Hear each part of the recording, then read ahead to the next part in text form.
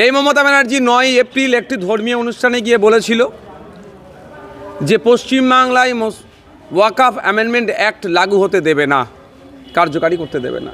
সেই Mamata Banerjee minority affairs and মাদ্রাসা education departmental মিনিস্টারও তিনি স্বয়ং, তিনি আবার নতুন করে ইস্যু করছে কি 5ই ডিসেম্বরের মধ্যে উমিদ পোর্টালে আপলোড করতে হবে। তাহলে এতদিন তিনি কি ঘুমাচ্ছিলেন?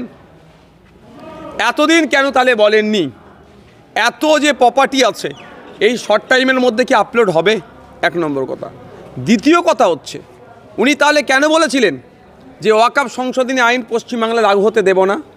মুসলিম সম্প্রদায়কে নিয়ে ছেলে খেলা কেন করেছেন? মুসলিম সম্প্রদায়ের মানুষদের বলবো, স্বাধীনতার পর থেকে পশ্চিমবাংলাতে যতটা না ওয়াকফ সম্পত্তি চুরি হয়েছে মমতা ব্যানার্জির আমলে, তার থেকে বেশি ওয়াকফ সম্পত্তি চুরি হয়েছে। মমতা ব্যানার্জির ক্যাবিনেটের মিনিস্টাররা ওয়াকফ সম্পত্তি চুরি করে রেখেছে, এ অভিযোগ আছে।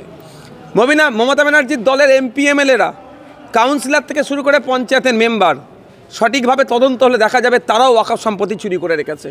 এই মমতা ব্যানার্জি নাকি আপনার ওয়াকফ সম্পত্তি বাঁচাবে, কেন্দ্রে নিয়ে আসা আইনের নাকি বিরোধিতা করছে, নাম কাওয়াস্তে বিরোধিতা করেছে। তখন আমরা বলেছিলাম সত্যিকারের অর্থে যদি মমতা ব্যানার্জি ওয়াকফ এই আইনের বিরোধিতা করে তাহলে সুপ্রিম কোর্টে গিয়ে রাজ্য সরকারের পক্ষ থেকে একটা মামলা করা হোক, তিনি করেননি।